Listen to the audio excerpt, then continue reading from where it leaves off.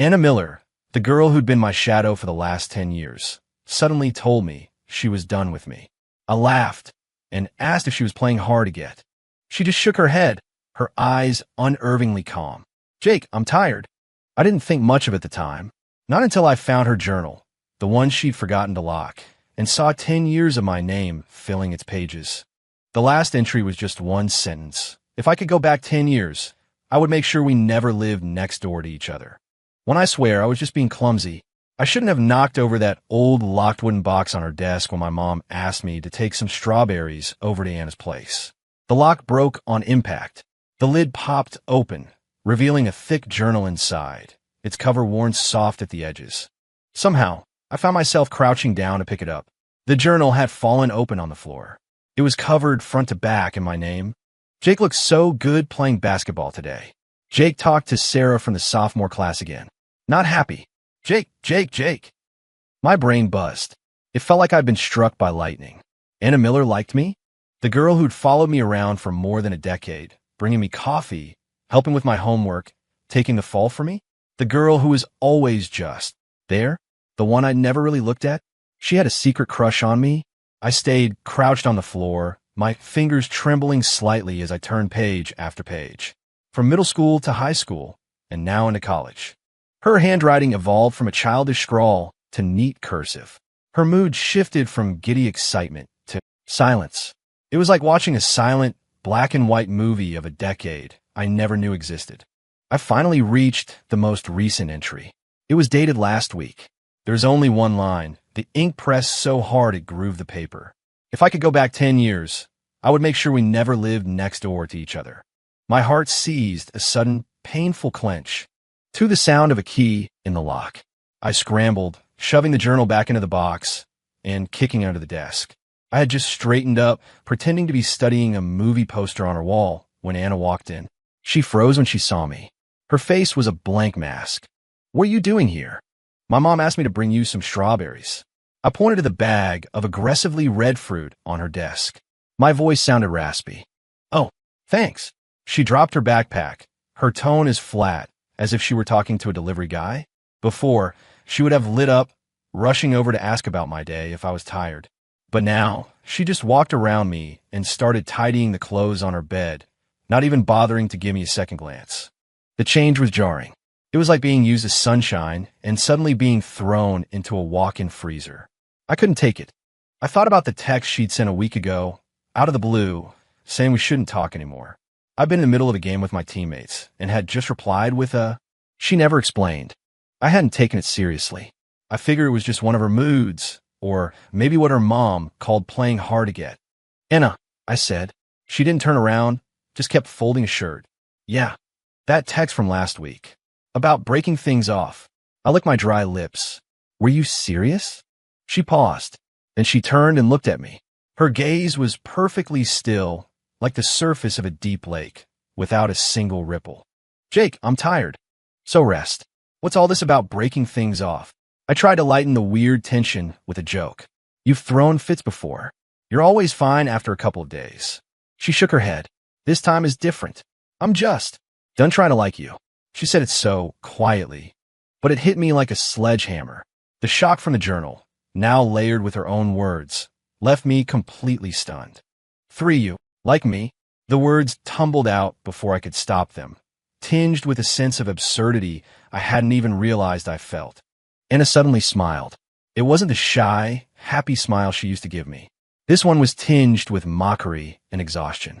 Does it matter now? No, I was at a loss for words. My mind was a tangled mess. I wanted to ask her why she'd never told me. I wanted to ask how long she'd felt this way. Was it really 10 years, like the journal said? I wanted to ask why she'd suddenly stopped. What did I do wrong? The questions piled up in my throat, but I couldn't voice a single one, because I realized I probably didn't have the right to ask. She walked to her desk and saw the broken box. Her eyes instantly turned cold. Did you touch my things? My gut twisted. I knocked it over by accident. The lock is broken, she said, her voice laced with ice as she picked it up. I'll buy you a new one, I said quickly. Don't bother. She cut me off, shoving the box into the back of a drawer. I was going to throw everything in and out anyway.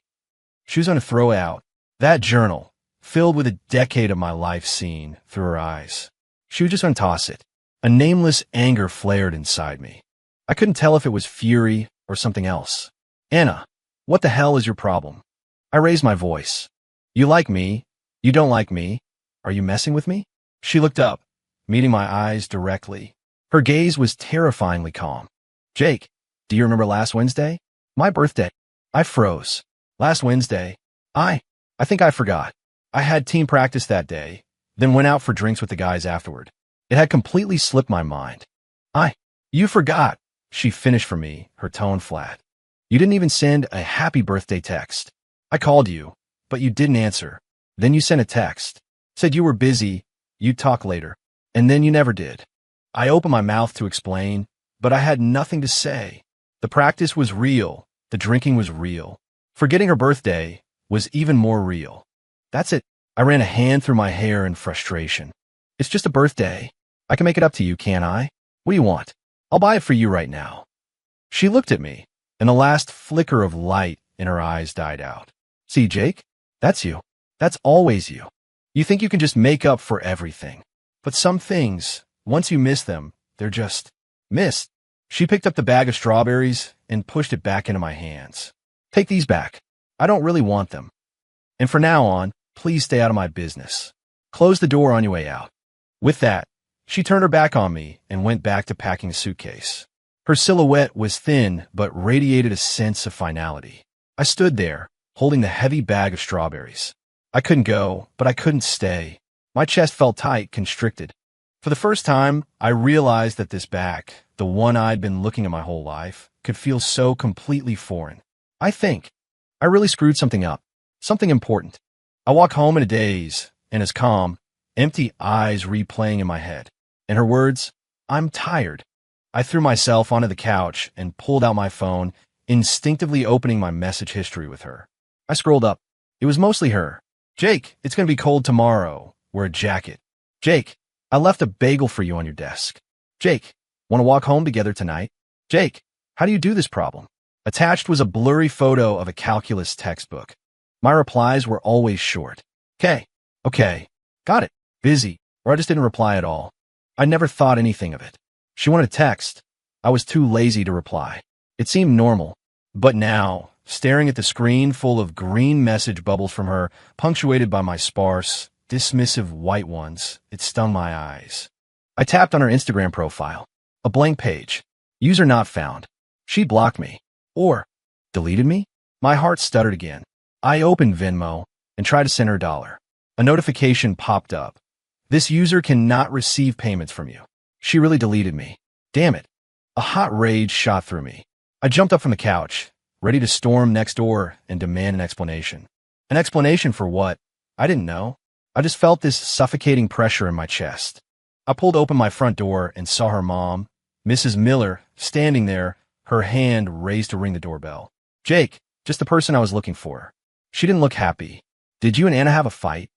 I stood frozen in the doorway, embarrassed. You could say that. That girl. She came home and locked herself in her room, crying. Won't tell me what's wrong. Mrs. Miller sighed.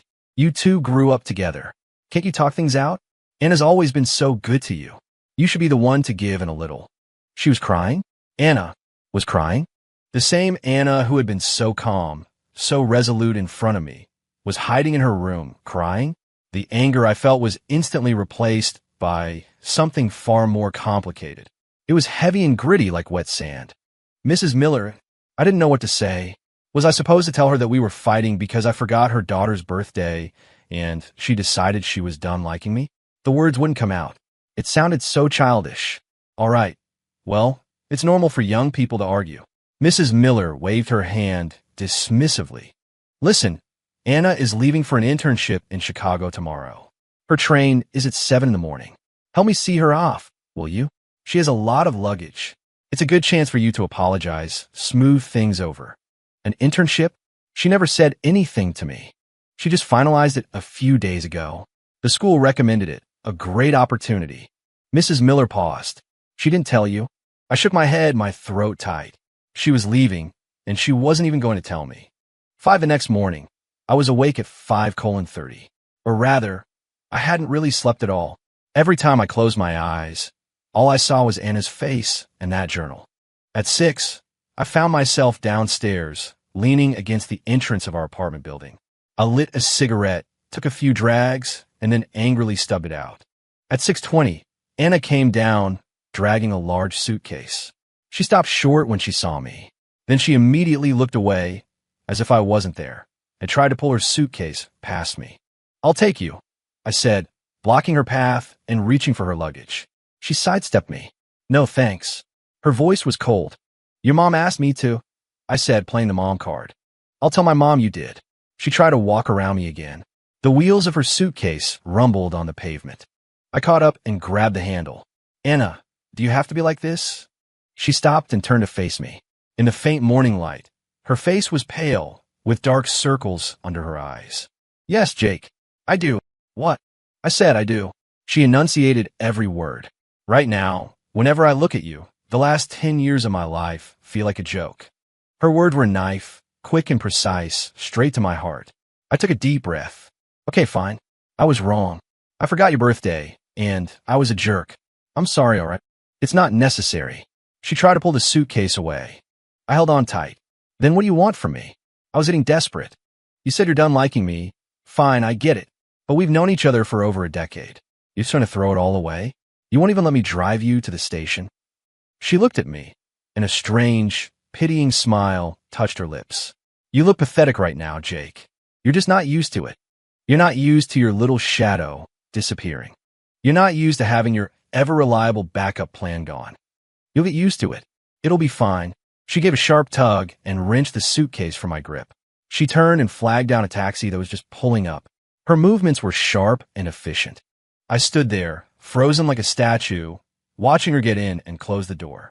The car started, merged into the early morning traffic, and disappeared. She never even glanced back. The air was filled with the smell of exhaust fumes and her last words, echoing in my head. "You'll get used to it. It'll be fine." Would I? Really? 6, I stood there on the corner where the taxi's taillights had vanished for at least 10 minutes. My mind was a blank slate, except for that one sentence playing on a loop. "You'll get used to it. It'll be fine. Like hell I will." I kicked a nearby trash can. It clattered loudly in the quiet morning air. A window opened in the building across the street, and someone yelled, "What's your problem, psycho?" "It's 6 in the morning." I didn't answer. I just turned and walked home. My mom was setting out breakfast. "You're back already?" That was fast. I ignored her, went straight to my room, and slammed the door. "What's with you? Did you swallow a hornet?" My mom grumbled from the kitchen. I fell onto my bed, staring at the ceiling. The faint scent of Anna seemed to linger in the air. She'd been over last week to help my mom with something, and she'd sat at my desk. The light jasmine scent from her shampoo. Now it felt suffocating. I rolled over in frustration and grabbed my phone. My thumb automatically went to my contacts and found Anna. I was about to hit dial when I remembered. She deleted me. I messaged Venmo. She even unfriended me on whatever stupid game apps we were connected on. Unbelievable. She was thorough. I opened my chat with my best friend, Chris. "Where you at?" "Online. 5-man squad. Need one more." "Get on, loser," he replied instantly. Usually, I'd shoot back at daddy's here. But today, my fingers hovered over the screen. I typed, "Anna left." "Left for where?" "An internship. Chicago." "Oh, nice. Good for her. That means no one's breathing down your neck anymore. Drinks tonight to celebrate your freedom." Freedom? I stared at the word. It felt like a sick joke. That spot on my chest didn't feel free. It felt like it had caved in. It was hollow and achy. In the days that followed, I tried to fill that void. I spent all my time with Chris and the guys at the campus esports arena, playing until dawn. I skipped classes to sleep in my dorm. I even, for the first time ever, tried to read a textbook for one of my classes. Nothing worked. Everywhere I looked, there was a ghost of Anna. In the dining hall, seeing scrambled eggs reminded me of how she'd always give me her share. "You're a growing boy. Eat up," she'd say, sounding like a little old lady. Walking past the basketball court, I'd remember her sitting on the bleachers, holding my jacket and a water bottle, her eyes sparkling as she watched me play. At night, walking back to my dorm, I'd instinctively look up at the lamppost where she used to wait for me. The most ridiculous part was when I woke up starving in the middle of the night, and my first impulse was to text her to complain. The message failed to send, a red exclamation point appearing next to it. This person is not receiving messages from you. Damn it. I threw my phone to the foot of the bed and pulled a pillow over my head. Anna Miller, you're haunting me, aren't you? About a week later, a package arrived for me. It wasn't something I ordered. The recipient was me, but the sender was Anna. It was a small, light cardboard box. I tore it open. Inside were a few ticket stubs, movie tickets, an amusement park pass, and a train ticket to Chicago. All expired. Underneath the tickets was a simple, hand-braided red string bracelet. It was a little faded, but still intact. I'd bought it for her our sophomore year of high school from a street vendor for $10. I told her it was a good luck charm. She actually believed me and wore it for years, never even taking it off to shower. At the bottom of the box was a sticky note. Anna's neat handwriting read, "Jake, found these while cleaning. Figured I should return them to you. Take care." I stared at the pile of junk. The movie tickets were from a night I'd bailed on her to play video games with my friends. The amusement park pass was from the summer she'd begged me to go with her. I finally agreed, then overslept, making her wait for me in the sun for 2 hours. The train ticket was from last year's fall break. She wanted to go home and asked if I could help her book a ticket with mine. I'd replied, "Just go by yourself. I'm going hiking with some people." All this stuff I had completely forgotten. She had kept every single piece of it, and now she was sending it all back to me like she was throwing out the trash, including that stupid bracelet I'd conned her with, the one she treasured. Take care. To hell with take care. I grabbed the box, wanting to smash it against the wall, but my hand froze midair. In the end, I just shoved it into the bottom drawer of my desk. Out of sight, out of mind. Life went on, bland and tasteless. I tried to get used to a life without Anna. To get used to no one reminding me it would be cold tomorrow. To get used to remembering my own keys. To get used to ordering my own food when I was hungry. To get used to buying my own water after a game. It didn't seem like a big deal. The world kept spinning. I kept eating, until one day during a pickup game, we got into it with some guys from another department. Things got heated, and a guy with a buzz cut shoved me hard, muttering something under his breath. Normally, Chris would have been the first to jump in, but he'd been sick that day. My temper flared, and I grabbed the guy's collar. We were seconds away from a full-blown fight. A crowd had gathered to watch, but no one was stepping in. In that moment, I suddenly remembered a time in our senior year of high school. A similar fight on the court, and Anna, who was barely bigger than a basketball herself, had run out and stood in front of me, yelling at the older guys, "Don't you touch him." Her voice was shaking, but she stood her ground. They all laughed at her, calling her Jake's little wifey. She cried for days after that. At the time, I was embarrassed, thinking she was just making a scene. Now, there was no one to stand in front of me. It was just me. Eventually, a campus advisor showed up and dragged us all to his office for a lecture. It was nothing, and we all got off with a warning. But walking out of that office as the cool evening breeze hit me, I felt a profound sense of pointlessness. So what if I'd won the fight? So what if I'd lost? None of it seemed to matter anymore. Another 2 weeks passed. My mom called me, her voice frantic. "Jake, Mrs. Miller is in the hospital." My heart dropped. What happened? Acute appendicitis. She just got out of surgery. I can't get away from work. Can you go check on her for me? Anna's there all by herself. She must be exhausted. Anna was back. My pulse quickened. When did she get back? This morning. Poor kid. She must have been so scared. My mom sighed. "Go on, head over. City General, 7th floor. Bring some fruit." I hung up and stood there for a moment. Then I rushed to the bathroom and splashed cold water on my face. The guy in the mirror looked like a mess, his hair wild, his eyes lost. "I'm just going to see her, Mom. That's all." I told myself that over and over. I bought a fruit basket and a bouquet of flowers at the hospital gift shop. I lingered outside the elevator for a while before finally heading up to the 7th floor. I found a room number. The door was slightly ajar. Through the crack, I saw Mrs. Miller first, propped up against some pillows. She was pale, but looked okay. And then I saw Anna. Her back was to me. She was sitting by the bed, patiently helping her mom sip water from a cup with a straw. She looked even thinner than the last time I'd seen her, the bones in her shoulders sharp and prominent. She was wearing a simple gray sweater, her hair pulled back in a low ponytail, loose strands curling at her neck. Her profile looked weary, but her movements were gentle. I was about to knock when I heard Mrs. Miller speak. "Anna, sweetie, Thank you for coming back. I feel so bad. Did this mess up your internship? Anna shook her head, her voice soft. Mom, don't say that. I can always find another job. I only have one mom. Have you heard from Jake lately? Anna's hand paused for a fraction of a second. No. Oh, you too. Mrs. Miller sighed.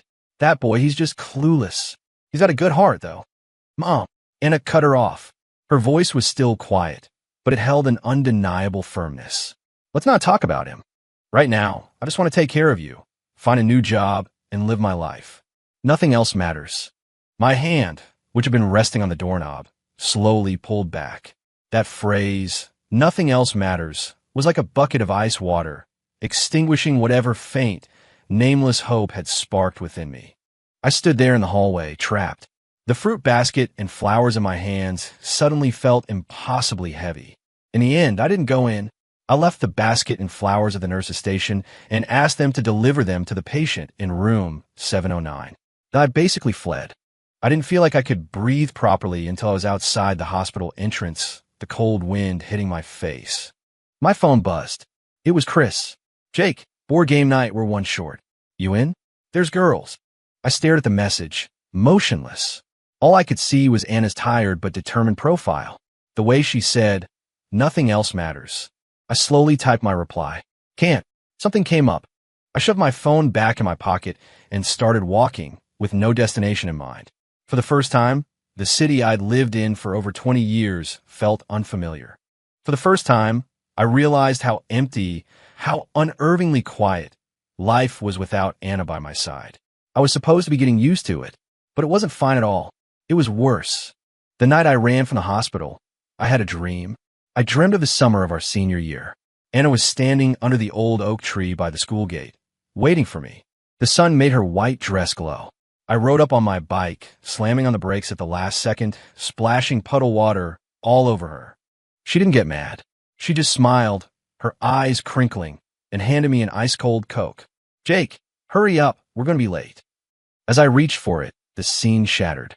The tree withered, the dress faded, and the smile vanished from her face. She just stood there, looking at me quietly, and said, Jake, I'm tired. Then she turned and walked away. No matter how fast I ran, I couldn't catch her. I woke up with a jolt, drenched in sweat. The sky outside was still a murky gray. My heart was pounding so hard I could feel in my throat. I fumbled for my phone on the nightstand, the cold light illuminating my face. On a strange impulse, I opened the search bar. I typed in Chicago internship and added the name of her university. I knew it was pathetic, stalkerish, but I couldn't stop myself. 14 Chris said I'd been like a ghost lately, completely out of it. I'd zone out during basketball, choke on my food at dinner. Even my gaming skills, my one pride and joy, had gone to hell. Dude, something's wrong with you, he said, slinging an arm around my neck. Heartbroken. I push him off. Shut up. Don't even try to deny it. It's about Anna, isn't it? He clicked his tongue. You know, you're a real piece of work. When she was orbiting around you, you wouldn't give her the time of day. Now that she's gone, you look like you've lost your soul. I didn't argue, because he was right. Why don't you just apologize? Like for real this time, Chris suggested. I did. Didn't work? I mumbled, thinking of her expression at the train station. That was different. That was you just going through the motions. This time, you actually know you messed up, right?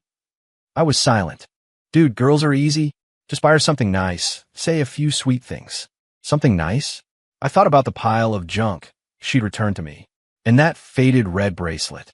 15, I didn't expect to see her again so soon. It was at the convenience store at the end of our block. She was wearing baggy sweatpants and a t-shirt, her hair twisted up in a messy bun. She was standing in front of the produce section, choosing fruit. Her profile was calm under the fluorescent lights. My feet stopped moving. My heart skipped a beat. For a second, I thought I was hallucinating again. She must have felt my gaze because she looked up. The moment our eyes met, she flinched slightly. Then her expression smoothed over into that same polite, distant mask. She gave me a tiny, almost imperceptible nod, a silent acknowledgement, and went back to inspecting an apple. That feeling of being treated like a complete stranger hurt more than if she had yelled at me. I stood there, paralyzed, not knowing whether to approach or leave. Finally, I forced myself to walk over. How's How's your mom doing? She's better. Discharged and resting at home, she said without looking up. That's good. An awkward silence fell between us, filled only by the soft thud of apples being placed in a bag. I went to the hospital that day. I managed to choke out. I know. The nurse told me. Thanks for the fruit and flowers. Her tone was so polite, it was insulting. Anna, my voice was getting hoarse. Can we please just... No. She cut me off cleanly. She finally picked an apple and turned to me. Jake, my life is pretty peaceful right now. I don't want any more drama, especially not if it involves you. She took her apple to the register to pay. She left me standing there alone in the aisle, like a complete idiot. 16 after that night, something in me finally clicked. I deleted my games. I started going to class. I didn't understand most of it, but at least I was there. I even got a part-time job tutoring a middle schooler in math. Chris's jaw nearly hit the floor. Holy crap, Jake, what happened to you? Are you actually trying to be a decent human being now? I ignored him. I didn't know what I was doing either. Maybe I just didn't want to be the version of Jake that made Anna feel like her past was a joke. The semester flew by. After my last final, I walked out of the exam hall and let out a long breath. I felt like I'd shed my skin. My phone rang. It was my mom. Jake, you done with exams? Come home for dinner tonight. Mrs. Miller made your favorite barbecue ribs. She wanted to thank you for visiting her at the hospital. My heart jumped. Is she there? Who? Oh, Anna? Yes, she's here. Got back yesterday for summer break. 17, I stood at my own front door, feeling a rare wave of nervousness. I took a deep breath before pushing the door open. The smell of dinner filled the air. Mrs. Miller came out of the kitchen, wearing an apron and a warm smile. Jake's home. Go wash up, dinner's ready. My mom was setting the table. The dining room was bright and warm. Anna was already sitting at the table, looking down at her phone. She looked up when she heard me come in. Our eyes met. Her expression was a little softer than at the convenience store, but still distant. She gave me a slight nod. Dinner was strange. Our moms chatted away, mostly telling embarrassing stories about us as kids. Anna and I were both silent, focused on our food. What's gotten into you two? My mom finally asked, noticing the weird vibe. You used to never shut up when you were together. Now you're both acting like mutes. Mrs. Miller looked at us, her gaze curious. Anna put down her fork and wiped her mouth. Mom, Mrs. Anderson, I'm finished. You guys take your time. She stood up, took her plate to the kitchen, and then walked straight across the hall to her own apartment. The click of her door closing was soft, but it landed like a punch to my gut. Mrs. Miller sighed. That girl, she seems different since she came back. So quiet, like she's got a lot on her mind. My mom shot me a glare. Did you do something to upset Anna again? I opened my mouth, but nothing came out. The barbecue ribs on my plate suddenly tasted like ash. 18 summer break was officially underway. Anna seemed busy, leaving early and coming back late. I heard she was looking for a new internship. Even though we were neighbors, we barely saw each other. The few times we passed in the hallway, it was just a quick nod before we went our separate ways. In mid-July, my dad came back from a business trip with 2 tickets to a water park that he got from his company. My mom handed them to me. Take your sister out for a day. Have some fun. By sister, she meant Anna. She'd been calling her that since we were kids. I stared at the tickets for a long time. That evening, I heard the door across the hall open. I took a deep breath, yanked my own door open, and stepped out. Anna was coming back from taking out the trash. She jumped when she saw me blocking her doorway. Can I help you? I held out the tickets, trying to sound casual. Hey, my dad got these. Want to go? She didn't take them. She glanced at the tickets, then back at me. No, thanks. I'm busy tomorrow. What about the day after? Busy then, too. The day after that? Jake. She stopped me. I really don't have time. Besides, she paused. It's not really appropriate for the two of us to go to a place like that together. What's not appropriate? We used to go all the time when we were kids. That was when we were kids. She looked at me, her eyes clear and direct. We're not kids anymore, Jake. It's different now. She walked around me, unlocked her door, went inside, and closed it. It was all one smooth motion. I stood there in the empty hallway, clutching the 2 tickets, feeling like a clown who just performed his heart out to an empty theater. 19, the tickets expired. I never went. Chris and I went to the esports arena instead. We played all day. I lost nearly every match. Chris called me trash. I didn't even argue. One night in early August, the air was thick and heavy, threatening a thunderstorm. I got a frantic, tearful call from Mrs. Miller. "Jake, are you home? Anna went out for a walk, and she's not back yet. Her phone's going straight to voicemail. It's about to pour." My heart clenched. I shot up from my bed. "Don't worry, Mrs. Miller. Her phone probably died. I'll go look for her." I grabbed my keys and an umbrella and bolted out the door. The sky was black. The wind was howling, kicking up dust and leaves. I started running along the path she usually took for her walks, shouting her name. The park, the river walk, the little strip mall. No sign of her. Then the rain started. Big, heavy drops coming down fast. I opened the umbrella, but it was useless. My jeans were soaked in seconds. Finally, I found her on a deserted little street behind our old middle school. She was huddled under the awning of a closed newsstand, hugging her knees, curled into a tight ball.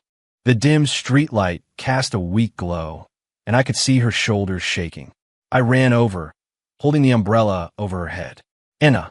She looked up. Her face was streaked with what could have been rain or tears. Her eyes were red. She seemed startled to see me, then immediately turned her head away. "What are you doing here? Your mom is worried sick. Why aren't you answering your phone?" She pulled out her phone and pressed the power button. The screen stayed black. "It's dead." Her voice was thick. Looking at her, soaked and miserable, I felt a surge of anger, anxiety, and a strange, aching tenderness. "It's pouring rain. You couldn't find somewhere better to wait out? What are you doing squatting here?" "I twisted my ankle," she mumbled, her voice laced with a childish vulnerability. I finally noticed she was clutching her right ankle. I knelt to take a look. She instinctively tried to pull her foot away. "Don't move." I held her ankle gently. I could feel it was already swelling through her sock. I looked up at her. Rain dripped from the ends of her hair. Her face was pale, her lips slightly blue. In that moment, all the stupid posturing, the distance, the not appropriate bullshit, it all vanished. There was only one thought in my head. I had to get her out of there. I pushed the umbrella into her hand. Then I turned my back to her and crouched down. "Get on." She didn't move. "Hurry up." I barked. "Do you want to freeze to death?" After a moment's hesitation, she slowly climbed onto my back. She was so light, much lighter than I'd imagined. Through our soaked clothes, I could feel her warmth and a slight tremor running through her body. I stood up, shifting her weight, then grabbed the umbrella and held it over both of us. We started for home. The rain was relentless, the wind trying to rip the umbrella from my hand. I angled it to shield her as much as possible, my own back quickly becoming drenched. The street was empty. The only sounds were the drumming of the rain and our breathing. She was quiet on my back. Her hair brushed against my neck. Then I felt something warm drip onto my collar. I couldn't tell if it was rain or her tears. "Jake," she said suddenly, her voice muffled against my shoulder. "Yeah, that bracelet. I didn't really want to give it back to you." My steps faltered. I was so hurt. I just felt like, for 10 years, it was all me. Like you never needed me at all. Her words hit me like a physical blow, leaving me aching and breathless. "I do," I heard myself say. My voice was low, almost lost in the storm, but clear. The body on my back went rigid. "I got used to you nagging me. I got used to you bringing me breakfast. I got used to you having water for me after a game. I got used to you just being there whenever I turned around. Since you left, my life has been a complete mess." The words I've been choking on for months came pouring out. "Anna, it's not that I didn't need you. It's that I was so damn used to you. I just assumed you'd always be there. I was wrong. I took everything you did for granted." She didn't say anything, but I felt her arms tighten around my neck. As we neared our building, the rain started to let up. I walked slowly, carrying her. Neither of us spoke. The air smelled of wet earth and the faint, rain-washed jasmine scent of her hair. "Jake," she said again. "What now?" "You're going the wrong way. My apartment is that way." "Not the wrong way," I said. "We're going to my place first. I'll take care of your ankle. If your mom sees you like this, she'll have a heart attack." She just said, "Oh," and fell silent. And I think she rested her head gently against my back. When we got to my apartment, we were both soaked to the bone. My mom gasped when she saw us, then immediately sprang into action, grabbing dry towels and a change of clothes for Anna. I set Anna down on a chair in my room and went to find the first aid kit. My mom followed me in, glanced at Anna's swollen ankle, then at me. Her expression was complicated, but she didn't ask questions. She just said, "Put a cold compress on that. I'll go make some ginger tea." I knelt in front of Anna, wrapping an ice pack in a towel and carefully placing it on her ankle. She flinched. "Hang in there," I said, my touch becoming even gentler. The room was quiet, filled only by the sound of our breathing. She was swimming in my oversized t-shirt and shorts, looking like a kid playing dress-up. Her hair was still damp, plastered to her head. Her face was pale, but her eyes were bright, and she was watching me intently. "What are you looking at?" I grumbled, feeling my ears get hot. "Jake," she said softly, "what you said before. Did you mean it?" I knew what she was asking. I kept my eyes on her ankle and just nodded. "Yeah, I meant it." She was quiet for a long moment. Then I heard her whisper, "I'll trust you. One more time." My head snapped up. She was looking at me, her eyes shimmering, but the corners of her mouth were turned up in a small, hesitant smile. It was faint, but it was real. It was like the sky, after weeks of rain, had finally cracked open to let the sun through. Looking at that smile, the hollow space in my chest that had been aching for months suddenly felt full. It was a warm, expansive feeling. I couldn't help but smile back. "You're an idiot." 22 that night, after icing her ankle and making her drink the ginger tea, I walked Anna back across the hall. Mrs. Miller was a whirlwind of thanks and relief. The next morning, I knocked on their door. Anna answered, still limping slightly, holding onto the doorframe for support. She looked surprised to see me. "It's early." I brought my hands out from behind my back. In them was a small, new jewelry box. "For you." She took it and opened it. Inside was a delicate silver chain with a tiny crescent moon charm. "What's this?" "I owe you," I said, scratching the back of my neck. "A birthday present. I know it's really late." She stared at the necklace, saying nothing. I started to get nervous. "You don't like it?" I can take it back." "I love it," she said, looking up, her eyes shining. "Can you put it on for me?" I froze for a second, then clumsily took the necklace and moved behind her. My fingers brushed against the skin on the back of her neck. It was cool to the touch. I could smell my own shampoo in her hair. I fastened the clasp. She turned around, touching the small moon charm at her throat, a real smile spreading across her face. "How does it look?" "Perfect," I said. "Prettier than the actual moon." "Jake." "Yeah. I'm hungry. What do you want?" "Those bagels from the place you used to get for me." "Wait here. I will get them." I turned and ran down the stairs, my steps so light I felt like I could fly. The summer morning air was cool and fresh against my face.